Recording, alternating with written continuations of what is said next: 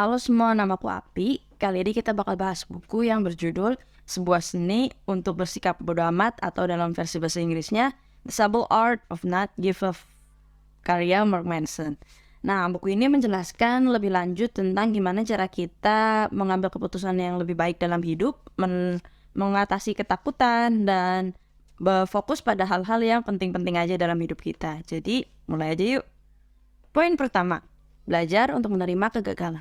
Kegagalan adalah bagian dari proses yang tidak bisa kita hindari. Mark Manson sebagai penulis menjelaskan bahwa ketika kita menghadapi kegagalan, jangan terlalu keras pada diri kita sendiri dan jangan terlalu membesarkan kegagalan tersebut. Karena kita harus bisa belajar untuk mengambil hikmah dari kegagalan tersebut dan mencari cara untuk menghindar dari kesalahan yang sama di kemudian hari. Jadi buku ini juga menjelaskan dan memberi contoh gimana kegagalan bisa ngasih kita kesempatan untuk melihat dan belajar kelemahan atau kekurangan dari diri kita sendiri dan membuat perubahan positif dalam hidup kita. Jangan sampai kegagalan menghalangi kita untuk mencapai tujuan hidup kita.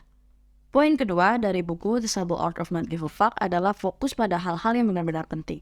Di buku ini dituliskan kalau banyak dari kita yang terjebak dan menghabiskan banyak banget waktu dan energi kita pada hal-hal yang gak penting atau hal-hal yang tidak membuat kita bahagia atau senang gitu. Penulis juga nambahin kalau kita tuh sering banget terjebak pada kepala kosong atau kekhawatiran kecil atau kadang kalau mau tidur tuh overthinking gitu yang sebenarnya tidak terlalu penting gitu masalah yang kita pikirin itu dalam skala besar di hidup kita.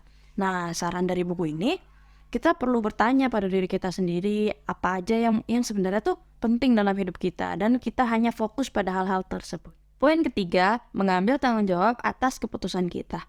Di saat kita kecewa akan sesuatu, banyak dari kita yang cenderung lebih menyalahkan lingkungan atau orang lain di sekitar kita atas kesalahan, kegagalan, atau kesulitan yang kita hadapi. Padahal dengan menyalahkan seperti itu bakal membuat kita merasa lepas tanggung jawab atas hidup kita, keputusan kita, dan membuat kita sulit untuk belajar dari pengalaman yang buruk itu. Nah, saran dari buku ini tuh kita harus berani bertanggung jawab atas kesalahan, kegagalan, dan keputusan yang telah kita ambil. Dengan begitu, bisa membuat kita menjadi individu yang lebih bijaksana lagi dalam mengambil tindakan atau keputusan di masa depan dan mencapai tujuan hidup kita. Poin keempat, stop mencoba membuat orang lain terkesan. Mark Manson sebagai penulis menekankan pentingnya untuk berhenti mencoba menyenangkan semua orang dan fokus pada nilai-nilai kita sendiri. Jadi banyak dari kita tuh yang sangat mengutamakan kesenangan orang lain dan menghindari konflik atau ketidaknyamanan. Memang tidak mudah untuk mengambil keputusan atau tindakan karena khawatir kehilangan persetujuan atau validasi dari orang lain tersebut. Tapi kita harus berani untuk berhenti mencoba menyenangkan orang lain atau semua orang di sekeliling kita dan lebih mengutamakan perasaan dan nilai kita sendiri. Poin kelima dari buku ini adalah jangan membandingkan diri sendiri dengan orang lain.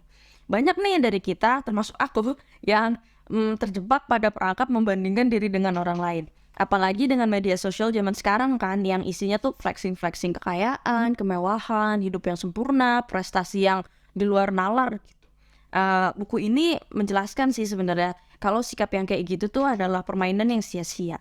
Karena setiap orang tuh punya timeline, keunikan, dan perjuangannya masing-masing. Nah, yang perlu kita lakukan adalah untuk selalu berusaha menjadi versi terbaik dari diri kita sendiri, bukan versi terbaik orang lain. Poin keenam, mengendalikan pikiran.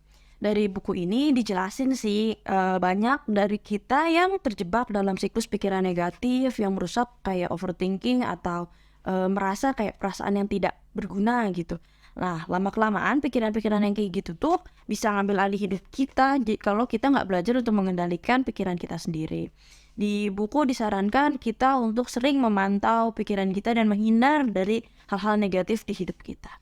Poin ketujuh, buat tujuan hidup yang spesifik dan terukur. Karena tujuan hidup yang tidak jelas dan tidak terukur hanya akan membuat kita merasa kayak terombang-ambing dan tidak memiliki fokus yang jelas.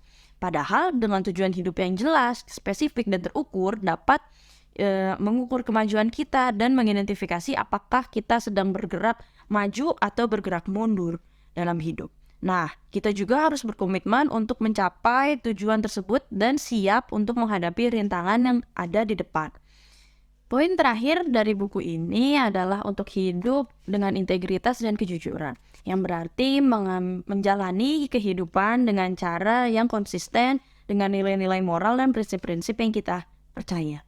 Integritas mengacu pada konsistensi dalam tindakan dan perbuatan, sementara kejujuran berhubungan dengan keterbukaan dan ketulusan kita dalam menjalani atau berinteraksi dengan orang lain.